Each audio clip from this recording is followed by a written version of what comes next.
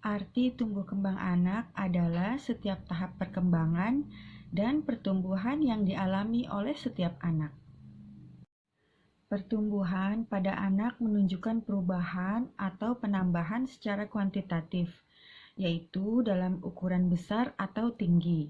Sedangkan perkembangan berkaitan dengan peningkatan atau penyempurnaan fungsi-fungsi kemampuan atau keterampilannya. Dengan kata lain, pertumbuhan berkaitan dengan penyempurnaan struktur, sedangkan perkembangan berkaitan dengan penyempurnaan fungsi.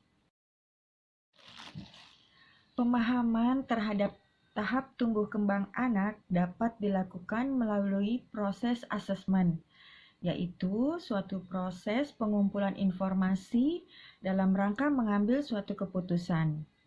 Pengumpulan informasi berupa data yang didapat melalui proses pengamatan dengan berbagai macam alat penilai, seperti skala penilaian, checklist, rubrik, dan lain-lain.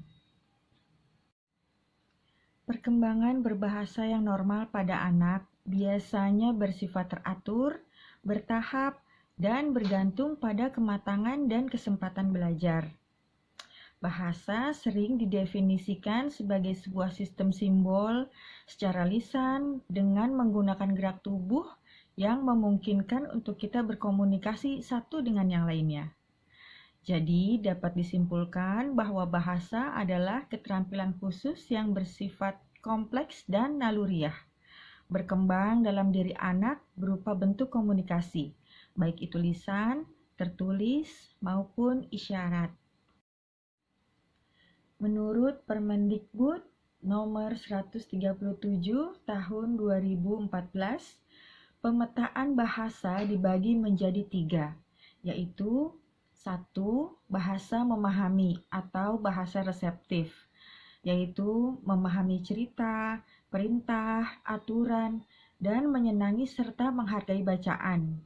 Yang kedua, bahasa mengekspresikan atau bahasa ekspresif, yaitu mampu bertanya, mampu menjawab pertanyaan, dan berkomunikasi secara lisan.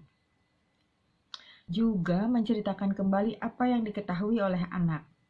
Dan yang ketiga, keaksaraan, yaitu memahami hubungan bentuk dan bunyi huruf, meniru bentuk huruf, serta memahami kata dalam setiap cerita. Terdapat beberapa indikator dalam berbahasa yang digunakan dalam asesmen perkembangan bahasa anak usia dini, yaitu mampu menghubungkan tulisan sederhana dengan simbol yang melambangkannya, dan melakukan 2 atau 3 perintah sederhana juga dapat menyebutkan identitas dirinya. Lalu, mampu menulis huruf-huruf yang sudah dikenalnya. Juga menceritakan kembali sebuah cerita dengan jalinan atau urutan yang benar.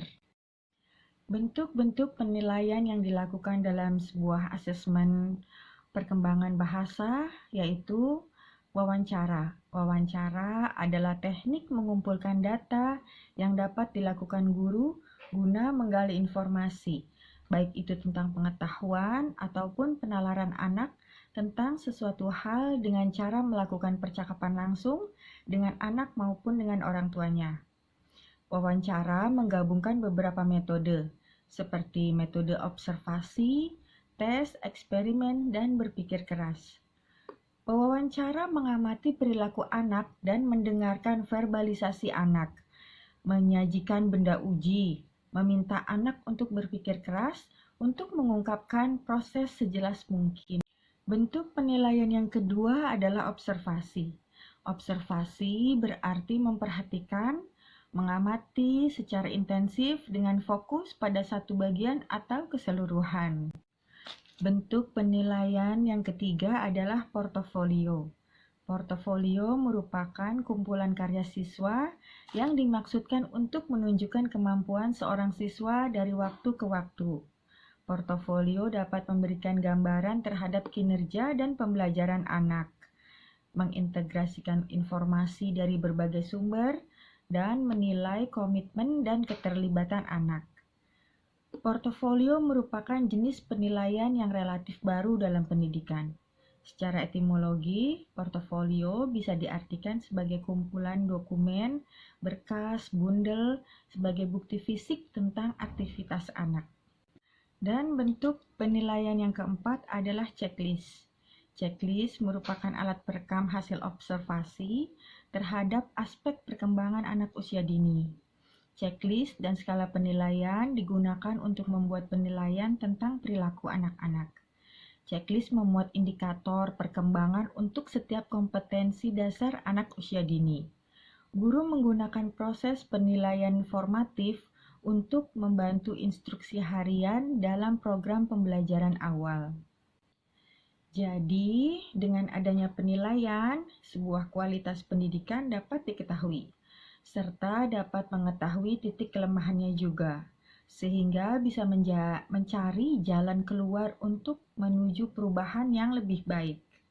Dalam pendidikan tanpa adanya penilaian, tidak akan diketahui seberapa jauh keberhasilan dalam penyampaian pembelajaran, dan juga dalam tercapainya tujuan pendidikan sesuai dengan yang diharapkan. Baik, saat ini cukup sekian dulu penjelasan dari saya. Kita bertemu lagi di video-video berikutnya. Terima kasih.